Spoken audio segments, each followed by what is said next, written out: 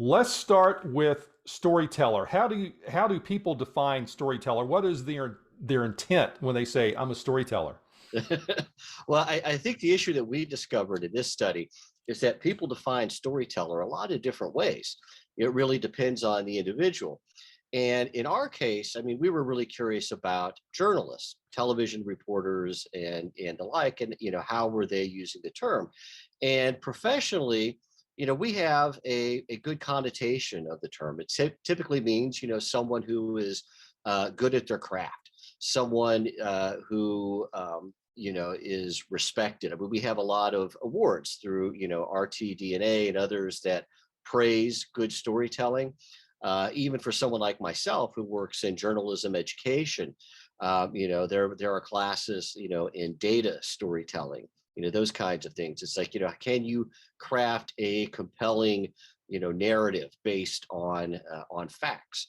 And so I think that's typically how we mean it in the industry, but that's not necessarily universal.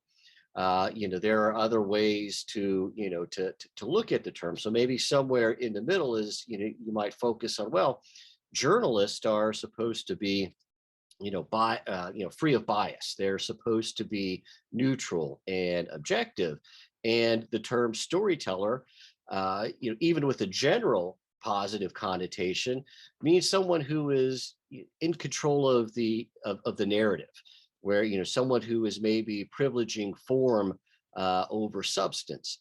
And yeah, while we all may like a really good story, you can certainly start to question whether this is an appropriate term for someone who professionally is supposed to be rooted in the facts. All right, so we kind of define what storyteller is. So what are we talking about here? So um, I think over the past several years, I think the term, and I've been in journalism for close to 30 years now, and storytelling is something that you did, but it never became a title of what you did. I always, I'm a journalist, is what we kind of do.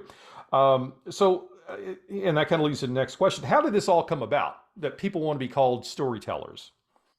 Yeah, well, I think it really it's been around for a while, and kind of like well, how far do you want to go back? I mean, storytelling goes back to our oral history traditions, and certainly like I said earlier, who doesn't like a good story, right? I think there's a reason why for instance, true crime podcasts are very popular these days. They are compelling, and we started to see it in journalists using the term on their social media profiles, and that's what originally caught our interest. And so in the study we did a few random Twitter API scrapes of journalists, and it came back 70% the first time, 80% the second were using the term storyteller in their Twitter bios. And from very reputable sources, and across the spectrum, reporters at the New York Times, Al Jazeera, Fox News, you name it. And we really think that it's a part of effort for journalists to brand themselves. Now, news media, have typically have a brand. So if you think of like a television station, it might be something like Five on Your Side, Local 12, those kinds of things. But social media tends to make us more individualized, and individual journalists tend to have their own brand. And the term storyteller popped up in a lot of those bios. Yeah, I did the same thing too. I went to LinkedIn the other day and I typed in just storyteller. You put in storyteller and you look at people, and I came up with 100. I stopped at 100 different pages. I didn't look at 100 pages, but I'm like, wow, this is pretty widespread. Yeah. I know that you did your research. You interviewed close to 2,200 people. So I threw it on my own Facebook page, and just by the nature of my profession, I have a bunch of journalists in who are my Facebook friends. I was just going to I'll glance through some of these real quick. Um, One who's actually in sales, Larry Hunter, and I'll throw these out. They'll want to know. Larry Hunter calls it a spinner of yarns. That's what he says. I've got one, Natasha here. Someone sitting on the front porch, tapping their pipe and talking about the good old days. She is not a journalist. And then, but another journalist, Colin Dorsey, who's actually a news anchor in Iowa, and he worked for me for a short time. He says, I absolutely hate when journalists call themselves storytellers. It's shop talk that should stay in the shop. I thought that was an interesting observation. I actually agree with Yeah. his definition the most. And That was let's sound like see. he was a part of mine and Brian's conversation Yeah, when and we were so another reviewing the one, books. so Lindsay Mastis, who is also a very well-respected journalist who worked for me, she's now in Washington, D.C. market. She went in there and posted, I love the term storyteller, but also don't think it conveys truly what journalists do. It's an element, yes. Also think of an elder who passes along generational knowledge and stories about the past. So there was kind of my feedback, but I know you got a lot more feedback in the research that you did. Absolutely, because that was part of it too. I mean, we did an a survey that had an embedded experiment in it, but we also did an open-ended questionnaire that was pretty similar to to what you did. Just simply ask people, well, what do you when you hear this term storyteller, what how do you define it? And we got back mostly pejorative responses to that, uh, many along the lines that we discussed earlier. Well, fake news, a liar, someone who tells fictional stories, those kinds of things. Not the kind of things that anyone in journalism would necessarily want to be associated with. But as I agree with one of the comments, that we discussed earlier, that this is shop talk, and it's okay for us if we know how we're using the term, but it can be, dangerous to put that, forward facing. Mhm. Um, Anything surprised you? I mean, when you're going into it, I guess you had some inclination there's an issue here, but I mean, were your results kind of surprising when you finally got done with it? They were on two fronts. One, we thought this was more just kind of our pet peeve. The word always kind of rubbed us wrong. We were like, well, do other people see it this way? More importantly, do audiences see it this way?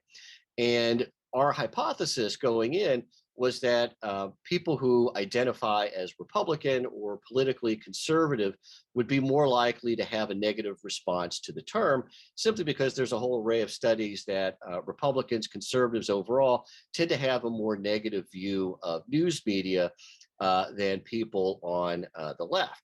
And we were quite surprised to find out that there was no difference between Democrats and Republicans, people identified as Democrat, Republican.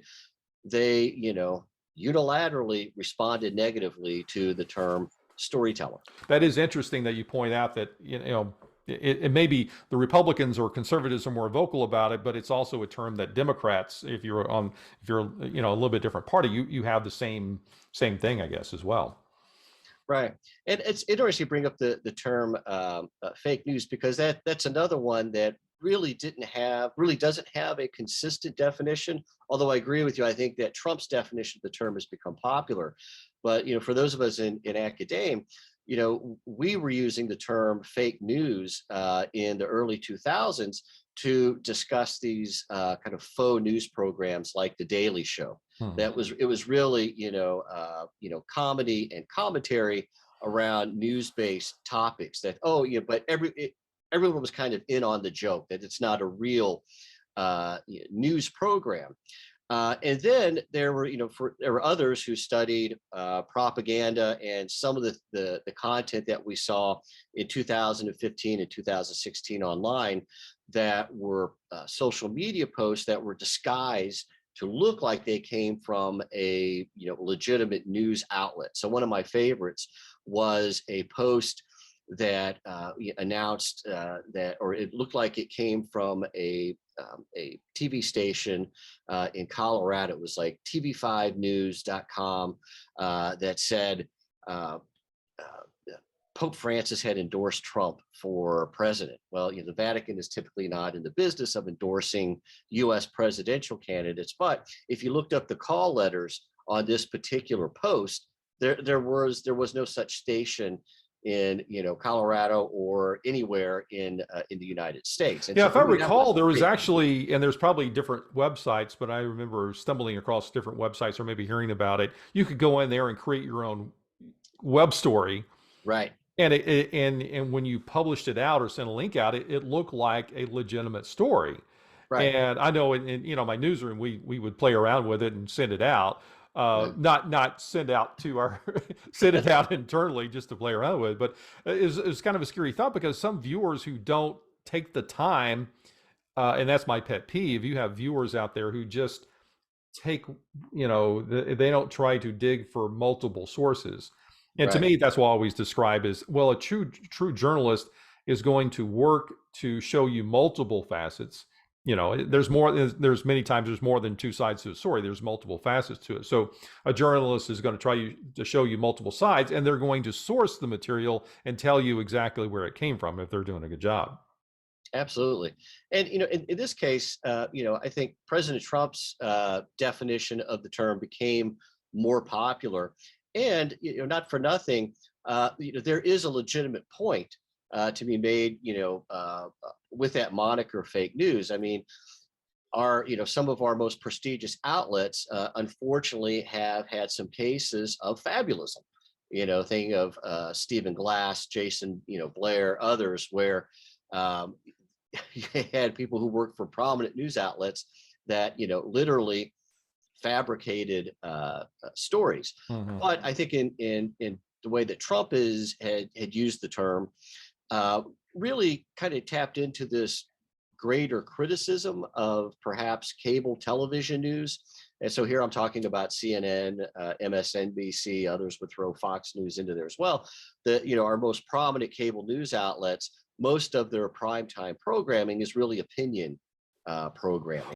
What are you telling current journalists and future journalists that you're teaching about using the term storyteller as a professional label? What is your advice for them?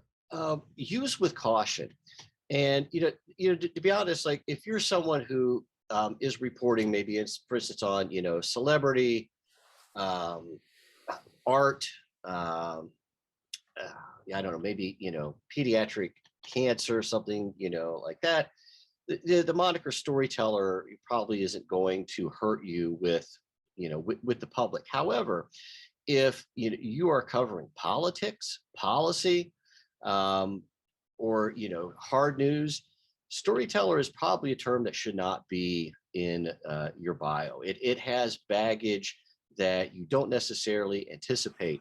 But there are other, monikers. There are other ways to distinguish, your reporting that are more likely to be helpful.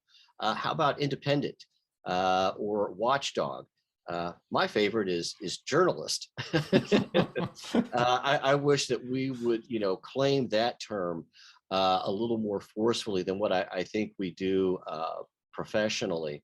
I think a lot of times, one of the things that really, is my pet peeve is the term media. I think is too broad, and people referring to everyone in the media. It's like, well, are you talking about film and entertainment? Are you Mhm. talking about news programming? Are you talking about online news sources, cable news? Are you talking about local television news? There's a big difference in those things, and that's why I like the term journalist so much better. Yeah, I use the term broadcast and digital journalist. I used to be broadcast journalist, but now that world has changed. Now it's like Right, we're right. all combined. So let's talk about the big, I guess, big takeaways or other takeaways. And this is a whole nother topic, but let's discuss briefly ways that journalists can improve their image or improve their perception of what we kind of do. Yeah, and this is where social media, I feel like, has been fairly problematic for journalists.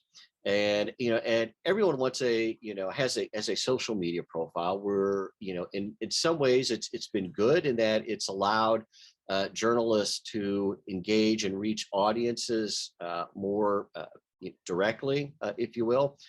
But it's been interesting how news organizations have managed that social media presence. And for a while, it seemed like a lot of stations, a lot of outlets would, say, well, you have to have a social media profile that's separate. You can have your own, but then you have to have one for the station.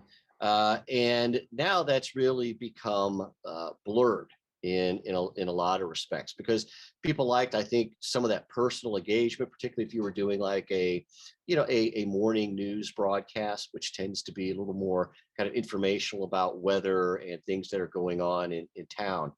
Uh, but if you're on that outlet, you really have to police it for anything that could indicate bias. And so, going back to my days, and I'm talking about like the late '80s, early '90s. I remember local paper I worked for, the Southern Illinois, and they had policy that you couldn't have bumper stickers on your car that would express a political opinion, because what happens if someone pulls into the parking lot and they see all of these bumper stickers for one party over another, well, they're going to assume that you're biased.